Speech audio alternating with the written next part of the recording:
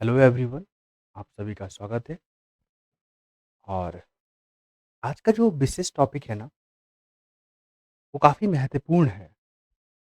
और आप देखोगे ना, इस टॉपिक पे बहुत कम बात किया गया है, जो कि सबसे ज़्यादा महत्वपूर्ण है।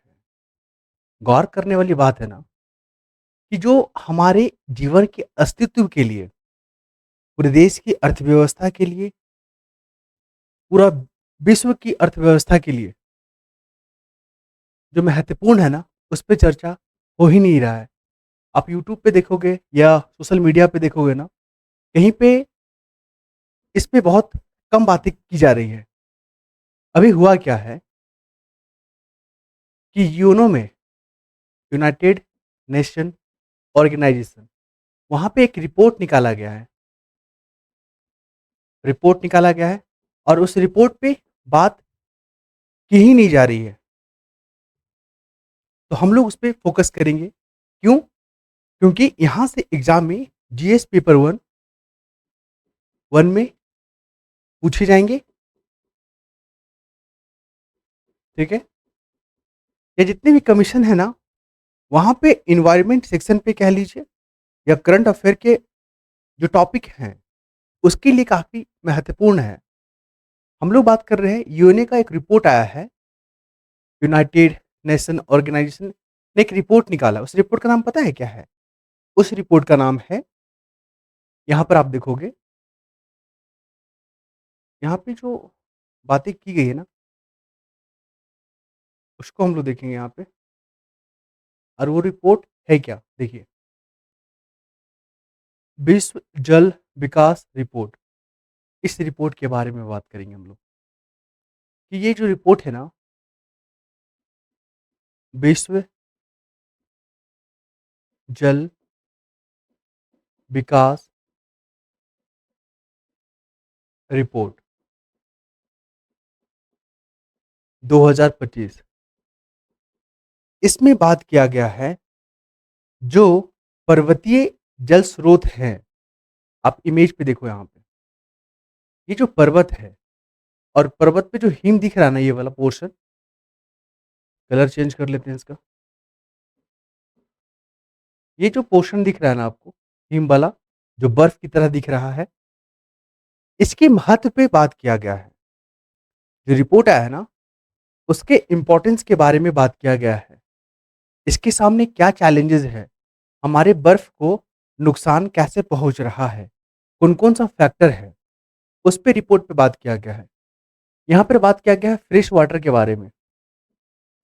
पूरा वर्ल्ड में जितना फ्रेश वाटर है, अगर हम लोग बात करें ना, तो फ्रेश वाटर का सबसे ज़्यादा यूज़ कहाँ पे हो रहा है? एग्रीकल्चर सेक्टर में। ठीक है? तो ये तमाम पहलू को हम लोग देखते हैं, जो कि आपके एग्ज़ाम के लिए काफ़ी महत्वपूर्ण है और इस पे बहुत कम बातें की जा रही है। तो आइए हम लोग देखते हैं यहाँ पे, कि जो पर्वतीय जल स्रोत है, ठीक है? उसके उसके सामने क्या खतरा है? खतरा पे बात करते हैं। जब मेंस क्वेश्चन आएगा और पूछेगा कि पर्वतीय जल स्रोत जो है ना,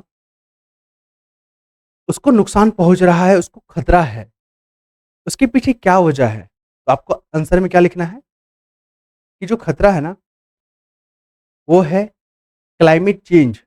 यहाँ पर देखिए, आप यहाँ पे क्या करोगे, खतरा लिखोगे और फ्लो चार्ट बनाओगे सर्कल करके ऐसे, और 3 पॉइंट के बारे में डील कर देना। एक तो है जलवायु परिवर्तन, जिसको क्लाइमेट चेंज कहते हैं। उससे जो है ना, पर्वतीय जल स्रोत को नुकसान पहुँच रहा है। दूसरे पे आप क्या बात करोगे? सेकंड पॉइंट पे बात करोगे प्रदूषण। जितने भी प्रदूषण फैल रहे हैं, चाहे आप प्लास्टिक प्रदूषण कह लो, एयर पॉल्यूशन कह लो, जल प्रदूषण कह लो, ये सारा रिस्पॉन्सिबल है। थर्ड पे बात करेंगे, जो सबसे महत्वपूर्ण है, मानव का हस्तक्षेप। आप और हम जो गतिविधियां कर रहे हैं, जिससे कि वातावरण गर्म हो रहा है, इंडस्ट्री को प्रमोट कर रहे हैं, शहरी का बढ़ रहा है, तो इस कारण क्या हो रहा है ना, तो मानवीय हस्तक्षेप के कारण हमारे जो जल स्रोत हैं, पर्वतीय जल स्रोत है ना, उसको नुकसान पहुंच रहा है। यही चीज आपको फ्लो चार्ट में दिखाना है।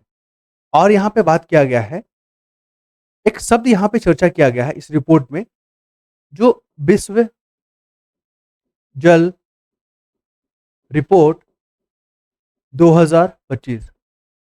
इसमें एक शब्द का चर्चा किया गया है, उसका नाम है वाटर टावर। Water tower. ये वाटर टावर है ना, ये किस चीज को रिप्रेजेंट कर रहा है? ये महत्वपूर्ण टॉपिक है, इसको आप इग्नोर नहीं करेंगे। वाटर टावर का मतलब, कहने का मतलब क्या हो गया? यानी ऐसा जल स्रोत जो पृथ्वी को जीवन प्रदान कर रहा है। आप देखो ना, जो नदी है हमारे, उसको पानी कहाँ से मिलता है? नदी को पानी यही पर्वत स्रोत से मिलता है। इसलिए जो है ना, पर्वतीय जो जल स्रोत है ना, उसको वाटर टावर कहा जा रहा है। Water tower. और ये इन तमाम टॉपिक पे कोई बात ही नहीं कर रहा है। आप यूट्यूब का आप देखो, वहां पे जाके रिसेंट में रिपोर्ट आया है, कुछ दिन पहले आया है, और इस पे काफी कम बातें की जा रही है। तो हमने इस पे बात किया है ताकि आप लोग का जो नॉलेज है ना, और जो महत्वपूर्ण टॉपिक है यहाँ पर, जो क्वेश्चन जो है ना पूछता है कि इस बार की रिपोर्ट में किन बातों की चिंता की गई है, तो चिंता में आपको वही सब चीज खतरा के बारे में बात करना है, फिर आपको वाटर टावर के बारे में बात कर देना है। अब नेक्स्ट देखते हैं हम लोग यहाँ पे कि जो फ्रेश वाटर है, ताजे पानी, क्योंकि जो बर्फ है ना वो पिघलता है, और नदी में जब वो पानी बहता है ना, तो उसको फ्रेश वाटर कहते हैं। ये आप देख लो, बर्फ है ना, बर्फ के फॉर्म में जो पानी है उसी को फ्रेश वाटर कह रहे हैं। तो सबसे ज्यादा जब पिघल रहा है बर्फ, बर्फ क्या हो रहा है? पिघल रहा है ना, तो उसका सबसे ज्यादा यूज पता है कौन कर रहा है? वो कर रहा है एग्रीकल्चर सेक्टर। एग्रीकल्चर सेक्टर बहुत ज्यादा यूज कर रहा है। आप देखोगे कि 2000 से लेकर 2021 के बीच में, यहां पर लिख देते हैं, 2000 से लेकर, वर्ष 2000 से लेकर 21 के बीच में 14% का जो फ्रेश वाटर है ना, उसमें इजाफा देखा गया है, वृद्धि देखा गया है। और सबसे ज्यादा यूज कौन कर रहा है? तो कृषि सेक्टर पहला, पहले नंबर पे। दूसरा पे है यहाँ पे उद्योग। और थर्ड पे कौन है? यहाँ पे थर्ड पे आ जाता है घरेलू यूज होता है। आप समझ रहे हैं ना? ये सब डेटा को याद रखिएगा। आपसे पूछेगा कि जो फ्रेश वाटर का सबसे ज्यादा यूज करने वाला कौन सा सेक्टर है, सबसे पहला ऑप्शन में उद्योग डाल देगा। तो जिनको नॉलेज नहीं होगा तो क्वेश्चन को कैसे टिक करेंगे? ठीक है। इसके बाद हम लोग बात करेंगे यहाँ पे कि जो ग्लेशियर है, जो हिमनद है, उसके पिघलने के साथ ना एक नया चुनौती आ रहा है। देखो, ये पर्वत है ना, पर्वत ऐसे ही बनता है।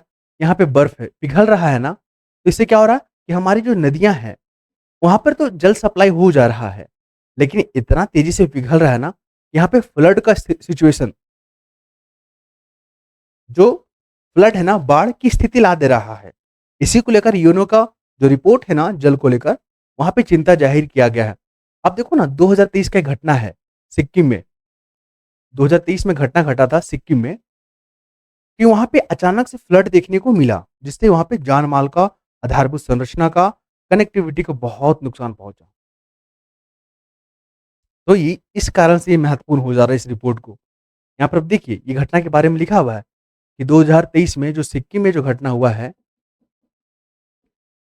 उसका जीता जागता एग्जाम्पल है, ताकि आप लोग जल को लेकर, आप अपने पर्वत को लेकर, जो पर्यावरणविद है ना, जो विशेषज्ञ हैं, उन्होंने चिंता जाहिर किया है कि अगर हम लोग इन पे ज्यादा ध्यान नहीं देंगे ना, तो आने वाले दिनों में जो है ना, पन बिजली, सिंचाई, जो है ना, सब चीज को नष्ट कर दिया जाएगा। और हाँ, जो सिक्किम में जहाँ पे एक झील था, उस झील का नाम याद रखिएगा। ये देखिए, लोनक झील। आपसे पूछेगा, एक तरफ झील का नाम दे देगा और एक राज्य का नाम दे देगा, मैच करने के लिए पूछेगा कि खबरों में रहा लोनक झील किस राज्य में देखने को मिलेगा। तो जिन्होंने पढ़ा होगा इस रिपोर्ट को, वो तो जवाब दे देंगे, और जिन्होंने नहीं पढ़ा होगा तो हमारा चैनल को देख लीजिएगा आगे।